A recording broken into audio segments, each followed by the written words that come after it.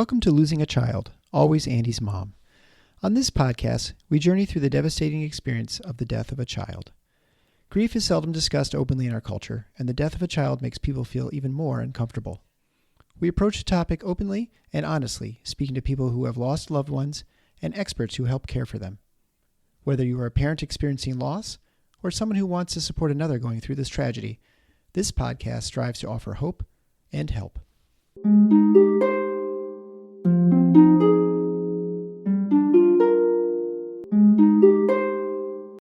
Welcome to episode number 290 of Losing a Child, Always Andy's Mom. I'm Marcy Larson, Andy's mom. Today, I have the pleasure to introduce you to Debbie. Debbie is Kelsey's mom. And Debbie wrote to me a few weeks ago, and she had just released a book. So I had her send me a copy, like I often do, so I can read the book ahead of time. And I started reading the book, and I just opened up to the prologue. In the prologue, Debbie relates a story that she has of the first time she went back to Kelsey's house after she died. Now, this was about 10 days after she died, so you might think that some of the shock would have worn off, but this is a great story to tell you just how long that shock lasts. So she went into her house, and she says that all she kept doing was repeating over and over, "She's not here. She's not here. She's not here," because she couldn't quite believe the fact that she wasn't there, that she wasn't in her house. Even walking in, she said she expected her to still be in her house. And that reminded me so much of those first days and weeks after Andy died, when I would repeat to myself in my head or out loud, "Andy's dead. Andy's dead. Andy's dead." I just couldn't wrap my head around the fact that this had happened. So it's funny because I read that portion of the prologue. I immediately closed the book and sent off an email to her asking her to be on the show. And I'm so glad that I did, because I got to hear even more about her and about this title. So the title of her book is called My Grief Jar. And we'll talk about at the very end what she means by that term about her grief jar. And I know you'll appreciate it, because I think that's something that's going to stick with me long after this interview is over. And after I've probably forgotten many other details, that will be something I will always remember. So right now, I just want you to enjoy listening to Debbie, Kelsey's mom.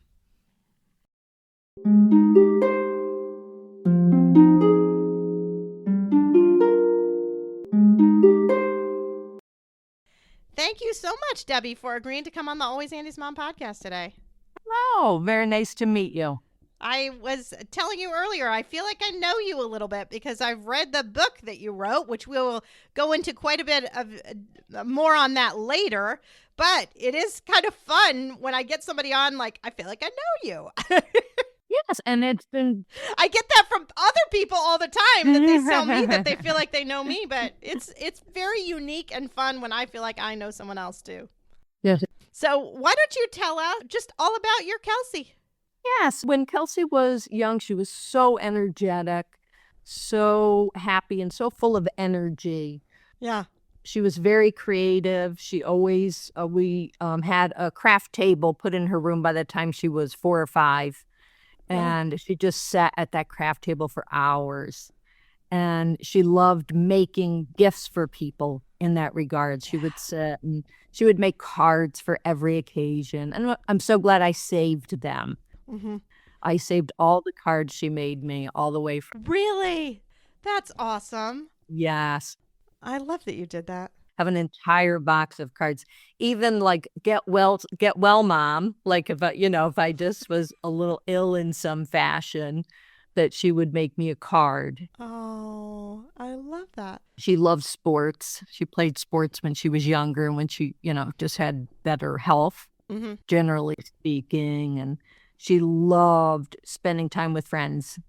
Every weekend she would make plans to be with friends in her grade and in her classes and stuff. Yeah, and she was your first baby. Yes. And then Brendan was born 3 years later. Because, I mean, you start out your memoir really just talking about you and your life, and you married your high school sweetheart, and right? Yes, yes. I know. It's such a sweet story overall. We've been together since I was 16. Mm-hmm. He was 17. Mm-hmm. And then you got married after college. Yes, right after college. I Yeah. graduated in 88, and we got married that summer. And when was Kelsey born? Kelsey was born in 93. Okay, so you had been married for 5 years, Yes. and you'd been together quite a long time then when Kelsey joined your Yes. life. Oh, And I just had a birthday, and so Marty and I have been together for over 40 years. wow. Wow. So, yeah, Kelsey sounds like what an amazing little personality. You've got a lot of pictures of her in her book, which are so fun. She always seemed to be smiling in all those pictures. And part of that is she loved taking pictures. Yeah. Oh my goodness, she loved taking pictures. I recently took out her charm bracelet. Mm-hmm. I just wanted to look at it. Yeah. It had an art palette on it because of her being so artistic, and it had a camera on her charm bracelet. And she loved to take pictures. And maybe part of that came from me because she would see me making scrapbooks. Okay. Every year I would collect things that the kids brought home from school, and I would put them in a bag and I would save them. And then that summer I would make a scrapbook that represented that year. Really? Wow. Yes. That's impressive. I did not do anything like that. Yes. Like, a nursery school scrapbook, first grade scrapbook. And I would just save things that I felt were special. And so she saw me making scrapbooks. And then, of course, she made scrapbooks, and she enjoyed just taking photos, and she would then do the same thing. And one year for Christmas, I opened a scrapbook that she made for me. Uh-huh. And when you open it, in her handwriting, it says, "Dear Mom, I made this scrapbook for you. You're always making scrapbook for other people and not for yourself. Oh. So I wanted to make one for you." And she got pictures. My mom helped her grandmother, and she got pictures from my mom, and the two of them collaborated in making a photo album of me from being a baby and going through the different Really? stages of my life. And she made that scrapbook for me. Oh, how special. How old was she when she did that? Maybe about 10, I think. Wow. about What a 10. gift that is.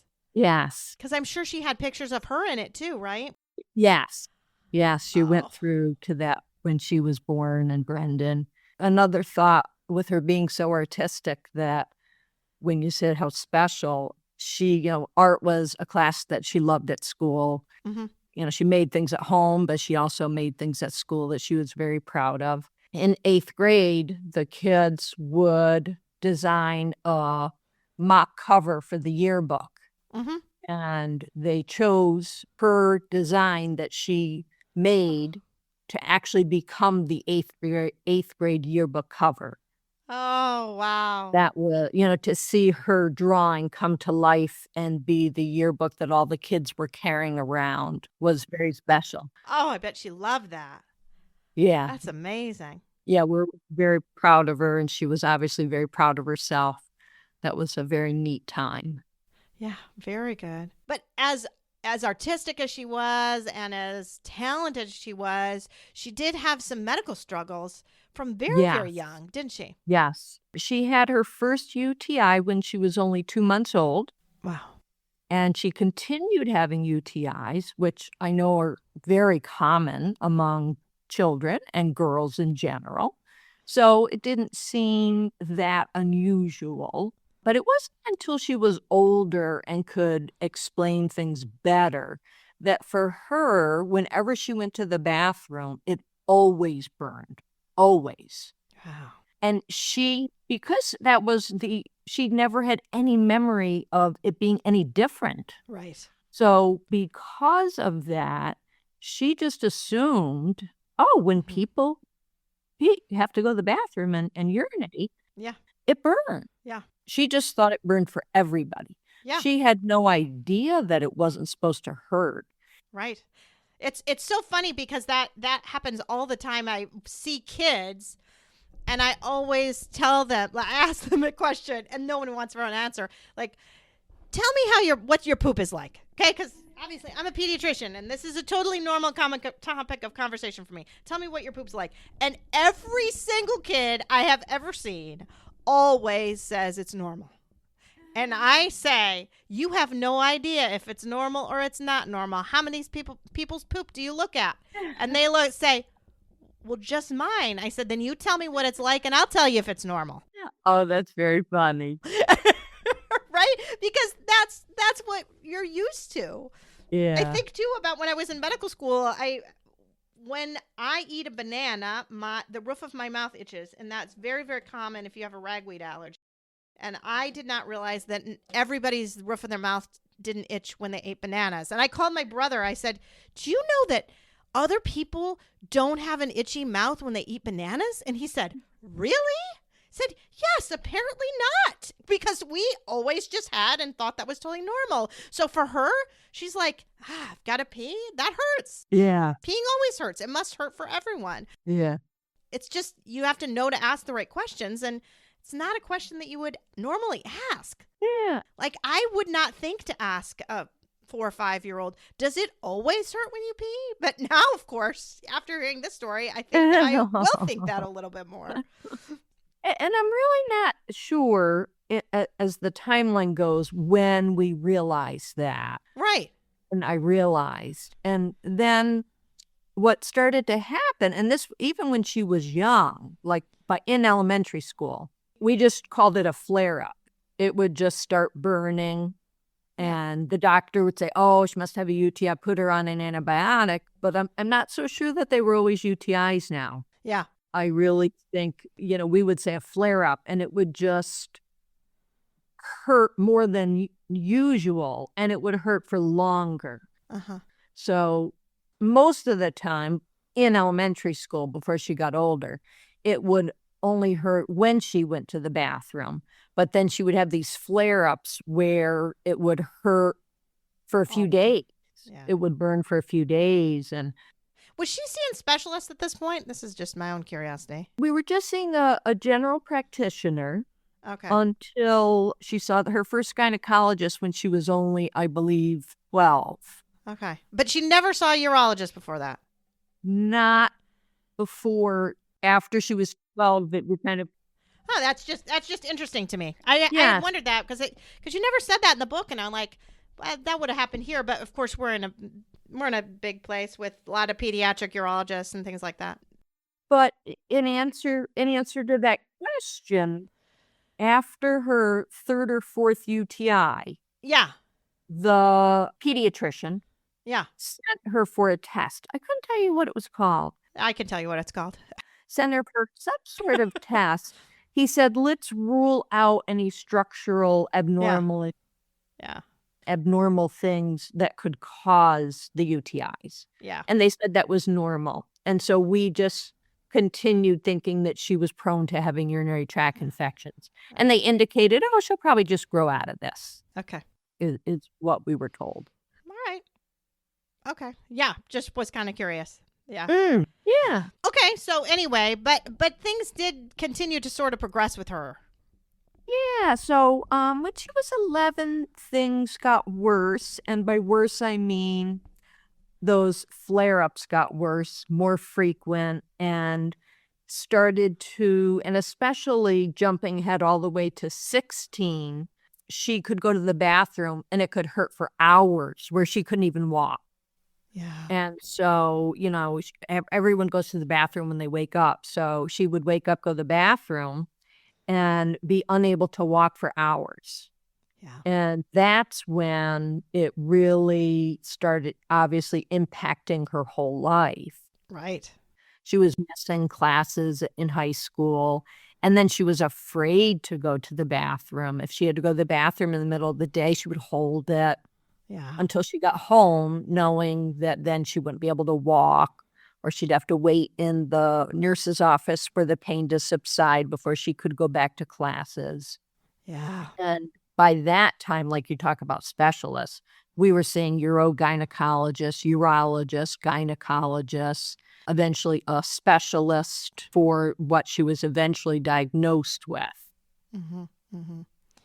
Yeah. And as many treatments as you tried, it just didn't seem like anything ever really helped permanently for her. Correct. And I think she wasn't diagnosed with small fiber neuropathy until her early 20s, which is apparently very abnormal for someone so young to have small fiber neuropathy. So when I look back on her medical history, I think that all of those symptoms that she had were leading up to that diagnosis of small fiber neuropathy. And I still feel that that's a mystery, because then there's the whole, well, why does she have small fiber neuropathy? Right. And how her pancreas had atrophied. So then we were seeing so many specialists, gastroenterologists, neurologists. It was just a revolving door of specialists trying to help, because by then her symptoms changed from just her urinary tract to her digestion and her bowels, and just nothing in her autonomic system was working properly. Yeah, right. I kind of feel like I got to the end of reading your book and I just decided she had Kelsey syndrome, and Yes. and we're because it just never really. Yeah. I mean, she obviously had several different diagnoses over the years that ended up kind of describing some things, but clearly her symptoms progressed and everything progressed over years and years to the point where she couldn't be active anymore. Mm-hmm. Right? I mean, all of this. And as her mom, that was obviously, the whole experience was devastating. But when she was younger and growing up and had all these symptoms, I didn't doubt for a second that as her mom, I was going to find the answer. I was going to figure this out. Yeah. I was going to find the right doctor, the right medication, the right treatment. I was going to fix her. Mm-hmm. I never doubted that for a second, that she was going to have a normal life, because I was going to figure it out, because I was constantly researching. And I would say maybe her mid-20s, I started to realize, or I started to entertain the idea, I don't think I can fix her. Yeah. I think this is the way it's going to be, and it's going to continue to get worse. And as her mom, it made me feel just like I had failed her. Yeah. Well, because you went to doctor after doctor, you took her across the country. I mean, you did a lot for her. Yeah. Yeah. In Manhattan, we went to all the major medical facilities, all of them. Arizona, you went. Yes. Wow, Cornell. We went to Cleveland Clinic. Yeah. We went to geneticists. We went down every road I could possibly think of. Absolutely. And I feel like it will just always be a mystery. And even after she died, I could not stop looking for the answer. Yeah. I couldn't stop. And I didn't know how to stop, obviously, because I was grieving so much, and I felt guilt, and I felt so bad that I didn't save her. Yeah. And so I still persisted in trying to find answers even after she passed away. And it probably was maybe a year after she passed away that I accepted the fact that it will remain a mystery, and that I can't figure it out, and that I'll never know the answer. Of course, that was another hard thing to accept. Absolutely.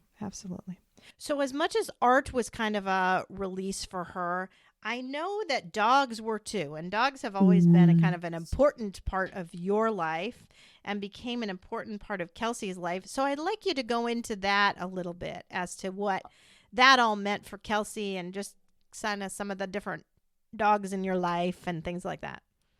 So when Kelsey was born, we had a yellow lab, and she was a beautiful dog, and Kelsey grew up with her until she was, I would say, about 6. And then After Cider passed away, I remember this day so well because it was so much fun. We didn't tell Kelsey that what we were doing. And Brendan was 4 at the time. And so we dropped Kelsey off at school. There was some event on like a Saturday. And we went to a breeder and we were going to bring home a chocolate lab puppy. Mhm. And Marty, my husband, there were 2 left and we were trying to decide which one to choose. And Marty said, "Why don't we bring home both of them?" And at first I thought he was kidding. And I chuckled a little bit like, yeah, that's real funny. And he said, yeah, why don't we bring them both home? And I was just like, okay. Like, I'd never had 2 dogs before. Now I can't imagine not having more than 1 dog. So we brought home the Chocolate Lab sisters. Mhm. We picked Kelsey up from school and the puppies were just sitting in a box in the back seat of the car. And so she had no idea. Yeah. And I opened the back door and she went to sit down and there she saw the box with the 2 chocolate labs in it. And she was, just over the moon excited. It was a very special moment and they were wonderful dogs and a big part of our lives. Mhm. And then in the book, I write a whole chapter about how Marley came into our lives. Yes. Which I think is kind of cool, actually. Yeah, because So you can go into that a little bit. I think you should. his story was just so special to us. To try to explain it just a little bit, he was some sort of yellow lab mix. We really don't know what he was. And he came into our lives when we think he was about 1. Mhm. And we were just going to school one day and he was in our driveway and he was acting strangely to me because he literally jumped on my driver's side door and looked at me through the window. And it was just such odd behavior. Mhm. And so I got out of the car and I put him in. We had an outdoor kennel for the chocolate labs. And I found out who his owner was. And he just kept coming back to our house. Yeah. And Kelsey had immediately embraced him. Yeah. I tell how I told Kelsey on our way to school, when you get home ahead of me, don't go in the kennel. We don't know this dog. Of course, I was concerned about her safety. Sure. And I got home and the dog was just gone. And I called Kelsey. I'm like, where's the dog? And she was like, oh, Mom, he was a sweetheart. I sat in the kennel with him. I put him in my car and we're at a friend's house. Right, because she was teenager at this point. She was 16. Yeah. I remember exactly. So she had her, maybe it was 17, because she had her license, obviously, and we, she had a car. The owners said that the dog just kept coming back, and the owners said, just keep up. And, I wasn't looking for a third dog. And Right. Kelsey just begged me to keep him. And at first I said no, and I really did mean it. I said, we have 2 chocolate labs already. And we fell in love with him. I mean, Yeah. that's not a surprise that we fell in love with him and he became a part of our family. Mhm. And really was kind of Kelsey's dog. Exactly. Yeah. Exactly. He ended up going with her. Like when she got in her car, he would just jump in the passenger seat. It was just like a normal thing for him to go places with her. Mhm. And he slept in her room and he really did. He embraced her just like she was the one that saved him. Right. Because when we found him, he wasn't being really well taken care of. Mhm. And so just always felt that they had a special connection. Yep. And then Kelsey was also a part of when we got Max, a golden retriever. But then talking about Brody, who is in the book.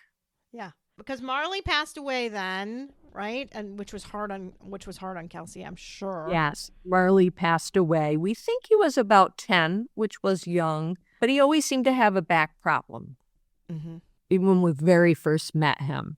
So he passed away, and Kelsey was just devastated. Yeah. We'd had, obviously, other dog losses, and she would be extremely sad that happened, but her connection with Marley when he passed away was very, very hard for her. Mm-hmm. Mm-hmm. Kelsey obviously had to live at home for a long time because she had a lot more, a lot of medical problems, and it really made it difficult for her to live on her own. Exactly. Mm-hmm. Mm-hmm. So I can tell you that after high school, again, we had so much hope for her future, and so Sure. did she at that point. When she graduated from high school, she had a procedure that was supposed to help with her burning pain. Mm-hmm. So we thought, have the surgery, then she can go to college and have a career and, get married if she chooses. And so she had the procedure, and it worked for a while. And we just thought, Yeah. I thought, we figured it out. We Yep. solved this. She's going to have a totally normal life. And felt that way for about an entire year, that things went to being, what people would say normal. She got a part-time job. She started taking college classes. She was doing great in school. She loved her job. And then that burning pain just started creeping back in. Mm-hmm. And at first she didn't tell me. I'm sure she tried to keep it a secret because she knew that I would be devastated. Yeah. And so she kept it a secret. And she probably didn't even want to admit it to herself in some ways either. Exactly. Yeah. Exactly. She didn't. She kept, and she told me this. She said, I just kept hoping it would go back to being better. So I didn't want to tell you. Yeah. So you're right. She stayed with us until she was 27 in this home where I'm talking to you right now, in what we still call Kelsey's bedroom. Mm-hmm. So she stayed with us. But I got in my head, again, as her mom, I got in my head this overwhelming, worried feeling that something would happen to Marty and myself. Eventually we would pass away.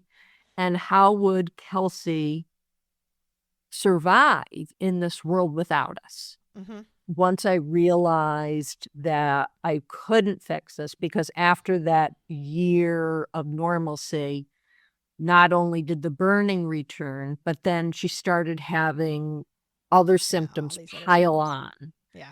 And that's when she was eventually diagnosed with that small fiber neuropathy that I mentioned a little earlier. So I started just obsessing over what's going to happen to her. Mm-hmm. How is she going to, she was deemed disabled. She tried having part-time jobs. She would just be calling in, and, of course, that didn't work well. Right. And it was a lot of stress, calling in sick all the time when she tried to have part-time jobs. So we just sort of gave up on her even having a job. And so she lived with us, and I started thinking that I really wanted her to have more independence, thinking, she needs to learn to take care of herself. Something's going to happen to Marty and myself, and she's not going to know how to take care of herself. Right.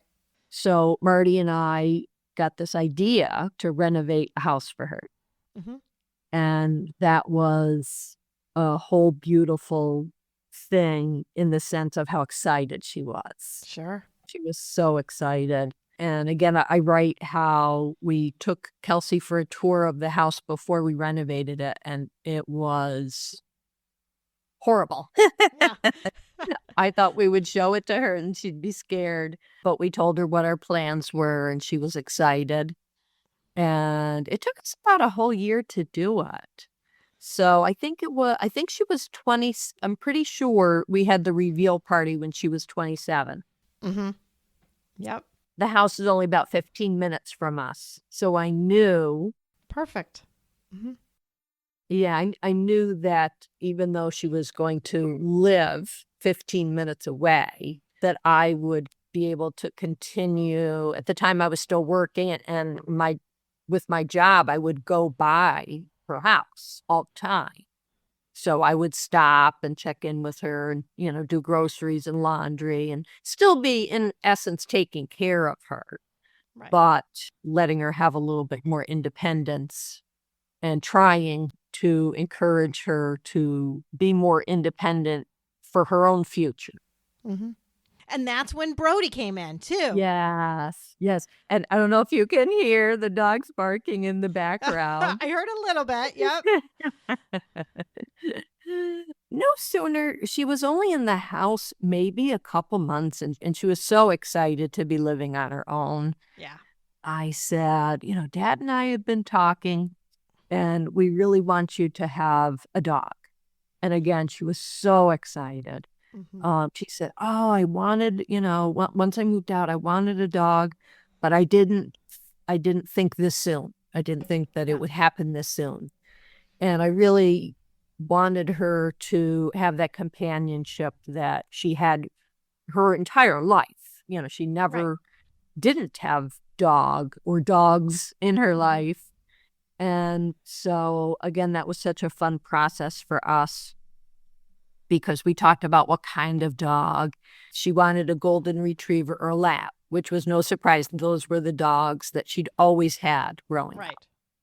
And so she said a golden retriever, and I found a breeder. And we waited anxiously for the date that we could go pick him out. And so we went to the breeder's house. It was probably one of the happiest days for her, was coming home in the car with that puppy that she named Brody. And she had a whole list of names that she had come up with. And she said, I want to meet him first before I, really pick a name. But that was the name that she had in her head. But she said, I want to wait till I meet him. And as soon as he was in the car and in her arms, as I drove home, she already said, it's going to be Brody now that I've met him. Mm-hmm. Perfect. That was just such a happy day for her. And so we drove back to her house, and we had already, just like preparing to bring home a baby. Right. We had already proofed the house and had a dog crate and beds and toys for him. We were preparing for his arrival. Mm-hmm. And she was just so happy to have him. And we had talked about this before Kelsey even picked Brody out. I had read about a favorite kind of memoir of mine was how dogs changed people's lives. Okay. And I'd read several books like that. And I had said to Kelsey that I had an idea. I said, what about if and like I said, we hadn't even picked up Brody yet. Right, sure. You get this puppy, and he's old enough. What if you have him become a therapy dog? And then you and him can go visit people in nursing homes and hospitals and people that are sick and in pain like you are. Who else would understand living in chronic pain than someone like Kelsey? And she loved the idea. She thought, and we referred to it as her something good, because other conversations we'd had was that someday you're going to find your something good. Right. And that was going to be her something good, was Brody would become a therapy dog and she would get to go visit people like that. And when Kelsey passed away, she was 29. It was September 28th of 2022. And Brody was only 1 year and 7 months old at that time, or a year and a half old. And that very day he came home with me to my home, because and Kelsey, even though Kelsey had these chronic symptoms and this mysterious illness like we talk about, it was never ever in our minds in any way that her symptoms could cause her to pass away. Yeah. That was just not something that even entered our minds in any way. So when she passed away, it was a total shock. Right. And so Brody came home to live with us, and I immediately knew that I would have Brody become a therapy dog with me as his handler. Yeah. Since that was Kelsey's dream of doing that someday. Mm-hmm. And I immediately knew that that's what I would do. Yeah. And that helped me cope with losing her because it gave me something to focus on. I immediately had in my head, go to classes, find out the process, learn how a dog becomes a therapy dog. And I was so proud of him when he passed the test when he was just 2. Yeah. He was still young. We signed up to start visiting places, and it's been so rewarding. Mm-hmm. So rewarding. We go to hospitals and some residential facilities, and people just embrace him, and just visiting a patient and staying in their room and chatting with them for like 10 minutes just makes their whole day. Yeah. Yeah, just as Kelsey thought it might, right? Yes. Mm-hmm. Mm-hmm. And I have a bookmark Yeah. that shows pictures of a picture of Brody as a puppy, which people love seeing when they meet him under these circumstances in these medical facilities. A picture of Kelsey and Brody, a selfie that she had taken herself in her home, and then a picture of Brody a little bit older. I think it was like 7, 8 months. And people look at the bookmark and they always say, "Is that you?" Because, people would say that Kelsey and I looked alike. Mm-hmm. And on the back of the bookmark, it tells that Kelsey passed away and that Brody is a therapy dog in her memory. Mm-hmm. I mean, it's just a beautiful way to honor her. And the other thing that happened very shortly after Kelsey passed away was when I knew that, I would want Brody to become a therapy dog, was I tried to think of a way for me to feel like Kelsey was a part of those visits. Mm-hmm. I wanted so badly to, and I came up with an idea that made me feel really good about the fact that she couldn't fulfill that dream for herself, but to bring her with our visits. And I took pictures of her artwork. Okay. And a bunch of her favorite clothing, just things that she wore all the time that she really liked, and some special dresses that had memory for me. And like I said about the yearbook cover, right? I took a picture of the yearbook cover. And I found a company where I could take just a blank white bandana and upload pictures to it. So I was able to do that without like destroying the clothes or obviously her artwork in any way, shape, or form. I just took pictures of the patterns in her artwork or her clothing, her favorite things, and put them individually on a blank bandana. And I have maybe about 15 bandanas, and that Brody only wears when we go on therapy dog visits. So when I look at Brody, for me, it's a memory. Like, oh, she wore that dress in Arizona. Oh, that was, a painting that she made. In fact, one of the scarves is, I mentioned how when she was little, she loved Shrinky Dinks, about how creative she was. Okay, I don't know if people remember Shrinky Dinks. Mm-hmm. One of the scarves is a whole bunch of different Shrinky Dinks that she made when she was little. Oh, fun. And so they're on a bandana. And so Brody wears a bandana that is a memory for me. Right. When I look at him, to make me feel like she's a part of what we're doing. Exactly. I was just going to say that. It makes Kelsey a part of it. It's just like when me doing the podcast in Andy's bedroom makes Andy a part of it, right? It's not me doing it. It's us doing it.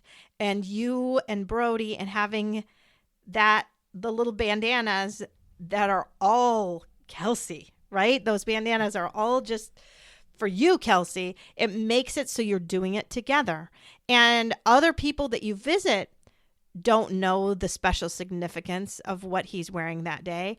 But that's I mean, just as in general, way more people listen to this podcast than ever watch any videos and know that it's happening in Andy's room. It happens in Andy's room for me. It doesn't happen in Andy's room for the other people. That's for me. And the bandanas are for you. Yes. Right? They're the special part of her that's for you. When I look at him, it feels like she's a part of what we're doing. Right. Because she was supposed to be the one to be the handler, right? It was Yes. supposed to be her. And I just made, for me, it was a big celebration. I knew that we have to log in his visits with the organization that we're with. And when you log in a visit, it just keeps a tally. And I knew we were coming up on our 50th visit, and I wanted to make that special. So the company that he's involved with has a pin that just says 50 visits on it. We just had our 50th visit, and I did a whole little, I chose a scarf, or I chose a bandana for him to wear of a dress that she wore to her brother's college graduation. So we have a lot of pictures from that day of her wearing that dress. Right. And so Brody wore that bandana, and I put the pin on it that was his 50 visit, and went to a facility and told people it was his 50th visit. We made a celebration out of it, and I took a bunch of pictures to have of that special day. That's great. Well, we kind of skipped talking about what ultimately did happen to Kelsey, and I do think we should mention it a little bit, because I do think that is a big part of your story too, and your healing. Oh, definitely. Definitely. So why don't you talk about that and what ultimately happened? Yes, it wasn't unusual for Kelsey to have very bad days. Yeah. And to say, oh, I'm in a lot of pain. That was not unusual. Right. And so the day before she passed away, she had missed an appointment, online appointment, a virtual appointment. And I knew she had missed the appointment because I kept calling her to say, oh, remember, you have that online appointment, have the iPad ready. And she wasn't answering, and she wasn't answering, and she wasn't answering. And so I asked my husband, because I just happened to be in Albany, which was a whole hour away. Otherwise, I would have just jumped in the car and I would have gone there. Right. But I was doing this work at this co-op place.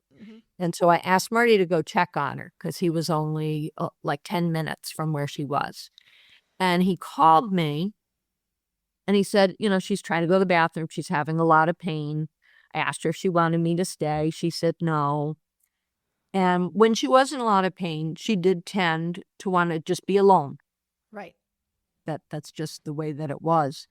So that night, I almost went over. Because she was in so much pain. And in my mind, I thought, oh, she's in a lot of pain. She probably wants to be alone. I'm going to see her tomorrow. Right. And one thing that I'm glad that I have is that night, of course, I know it was 8:37 because the next day that phone call became so important to me. When I spoke to her, it was 8:37 p.m. And she said, Mom, I'm in a lot of pain. I love you. And she hung up. And I almost got in the car, but it wasn't unusual for her to do that. So I went to bed knowing that I was going to her house the next day. And so the next day, I went to her house. I don't recall exactly what time it was. And I unlocked her door like I did hundreds of times. And I walked in, and Kelsey had passed away sometime during the night. Yeah. And we'll never really know what happened during that time that I spoke to her at 8:37 and when I found her the next day. Yeah. But we do know because, of course, Marty and I were asked if we wanted an autopsy. And I felt both of us were like, yes, because we had to know what happened. Right. We just Especially had no because this was idea. never thought to be a life-threatening condition. Yeah, no. It was very debilitating because she was in a lot of pain, Yes, it was debilitating. That's a good word. but no one ever predicted that this could ultimately take her life. No. So when she died, of course you would want to know, right? Yeah. Because it shouldn't be this. This shouldn't have happened. Yeah. None of her doctors ever made us even feel like her symptoms were serious or in any way Yeah. could take her life like that. It just never even crossed my mind. And it Right. never, crossed any of our minds. And so found her, and of course that day will be on loop kind of in my mind. Yeah. It's hard to, I've gotten a lot better. I have gone to a counselor who I really like, and it's good to talk. Really helped me Mhm. after that trauma to talk about what happened that day. It really is healing to actually talk about that. Yeah. And I think people don't Yes. realize that. And they sometimes think, I just want to block it away. But it doesn't, you can't actually heal it. I mean, Gwen says this all the time. You have to feel it to heal it, right? So you have to feel Yes. it, and you have to go through and try to relive it in a way to try to get so that memory becomes less painful. So, Yes. yeah, anyway. In fact, in the book, I had a wonderful editor that I worked with. In the book, I first skipped over the day that Kelsey passed away. I kind of Oh, wrote. just like you did here with me. I kind of wrote up to that night. And then I just wrote kind of like Kelsey passed away. And then I just moved on. And the editor, I'm so glad that she said this to me. The editor said, you have to tell what happened that day. Yeah. And writing every step and every thought and every emotion and everything that happened that day was good for me. It was very cathartic. Mhm. And putting it on paper, and it was very helpful to help my mind in the way that I saw it and sort of putting it out there. I'm processing it a little. And so the autopsy, definitely helped me. I was terrified to do it, Right. and doing it was hard. But once I had it on paper and it ended up in the book, it helped me. It helped me. And so we found out that Kelsey's cause of death that night was that she had a severe bowel impaction. Mhm. In fact, the doctor that did the autopsy said it was like the worst he had ever seen. Mhm. He said, and he was a very experienced person in his field. He said that she had a bowel impaction about the size of a softball. Mhm. And that her intestines were enlarged, that her entire bowel tract was so enlarged. He explained that because of the bowel impaction, there was nowhere for food to go, and that caused her to aspirate. Mhm. Kind of two things that went on that night was that she had a bowel impaction and she aspirated. And obviously that was devastating to you, like we talked about, finding her like that by yourself and having it be so shocking too. There was never any, I mean, I think if you have a child that has something that is life threatening, you at least sort of envision what it might be like in your head a little bit. I definitely talked to people that feel like they're somewhat prepared, even though they're not, because you never really can be, but you think you might be. That you didn't even have that time that you tried to prepare yourself for a moment like this because you never thought it was going to happen. No. And I even kind of envy, I don't know that envy is the right word, but I wonder, Yeah. people that know that it's, like you said, it can't be any easier. But I feel like if I had known, there's so many things I would have said to Kelsey. Yeah. that then I couldn't say to Kelsey. I didn't have that opportunity Right. to say goodbye, or, to just wonder if I had been there, could I have made a difference in what happened? Could I have changed the outcome? I think that all parents who have lost a child in any way, shape, or form, and at any age, feel that if Yes. I'd done this, if Oh, I'd yes. done, The if onlys. The if onlys haunt us all. yeah, obviously I feel that's so normal. And that's what kind of inspired me to write the book, because I didn't Yeah. set out to write a book. I didn't have that really in my mind at all. But I'd always turn to books as a way of coping with Kelsey's illness. Yeah. I would read memoirs written by people who had bad things happen to them. And that's how I used to tell Kelsey that she'd find her something good. Yeah. Because I would read memoirs where bad things happened to people, but how did they cope and how did they move on? And so I had that in my mind already when Kelsey passed away. I had all these stories that I'd been reading for probably a good 10 years before she passed. And I just immediately thought, am I strong enough to emulate all those people I'd read about? And so it gave me sort of a motivation to find ways to cope and move on.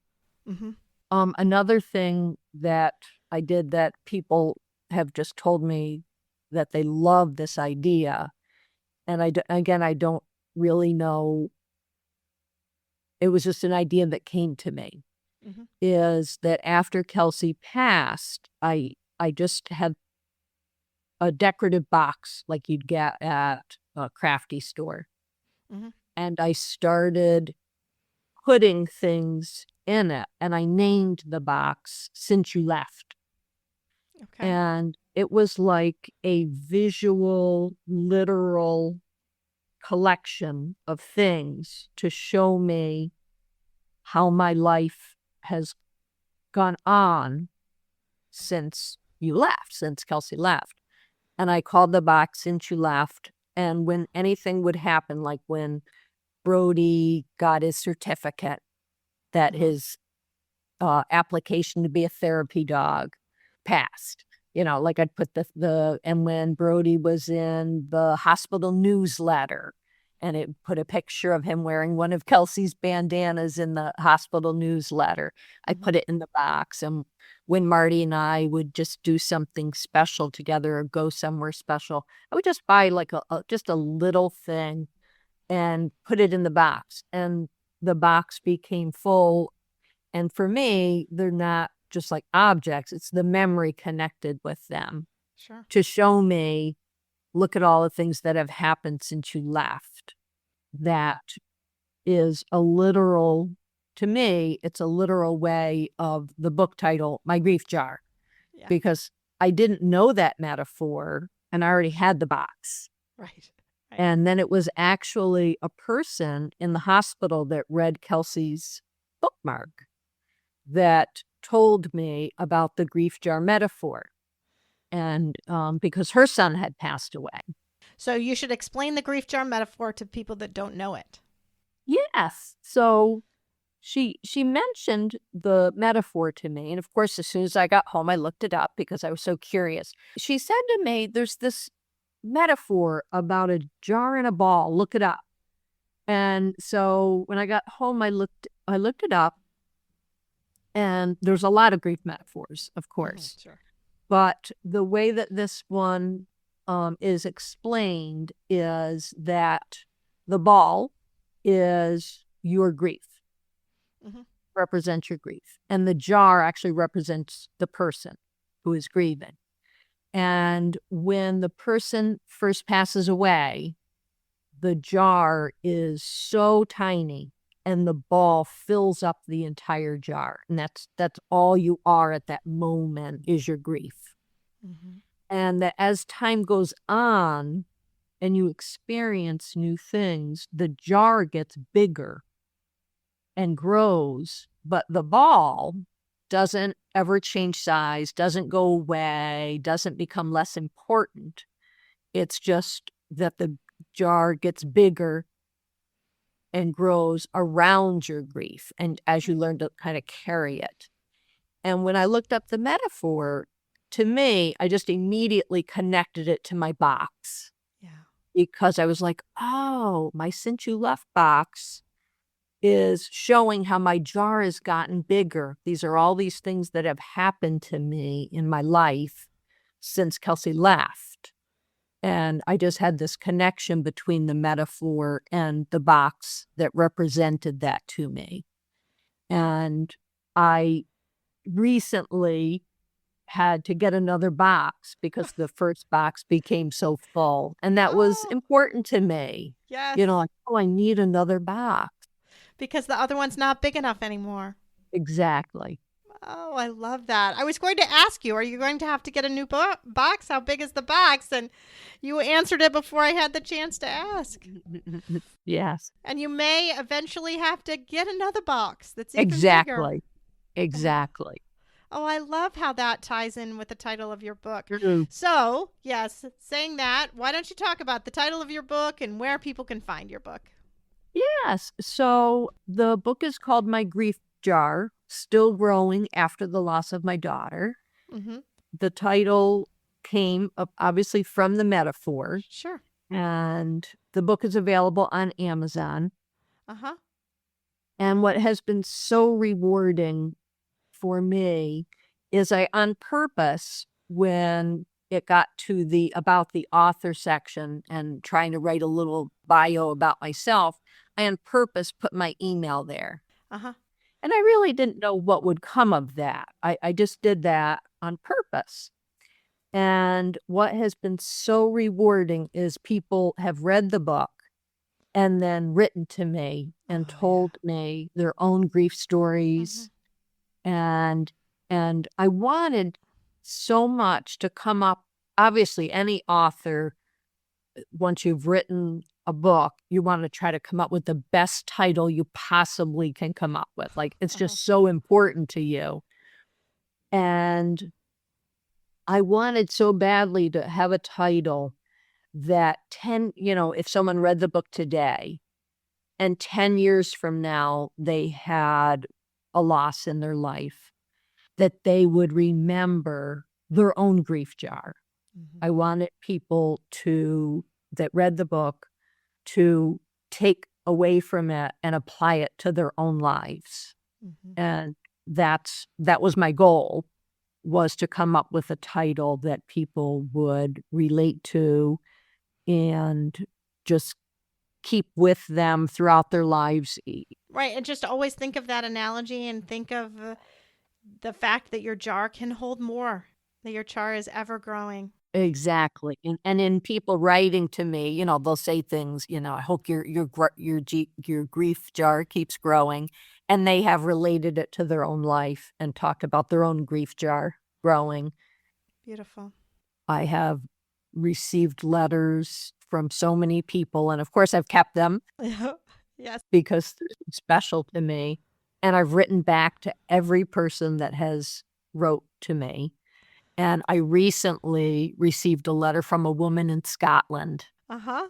That was really special. Yeah, it is special. And just neat to see someone in Scotland would read the book and reach out to me and wrote to me about her daughter. I love getting those emails too. I mean, it's one of the best things of doing this podcast is getting emails from people all over and having people share their stories with me. So thank you so much for sharing your story and Kelsey's story with us today. And anyway, I really appreciated talking to you and enjoyed hearing even more about her. So thank you. Thank you. I really appreciate it too.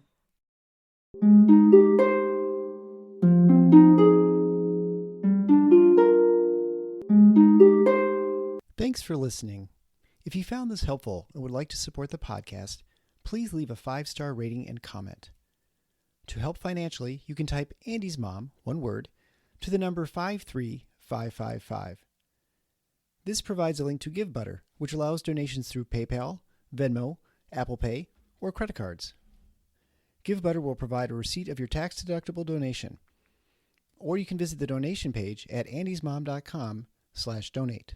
Always Andy's Mom is a registered 501c3 and can receive donations through Thrivent Financial and Benevity. Marcy loves hearing from listeners. Please feel free to reach out to her via email at marcy@andysmom.com or on the Instagram or Facebook Always Andy's Mom accounts. Sign up for the email list to get weekly episode links as well as pictures of Marcy's guests and their children. Together, let's work to inspire hope, one day at a time.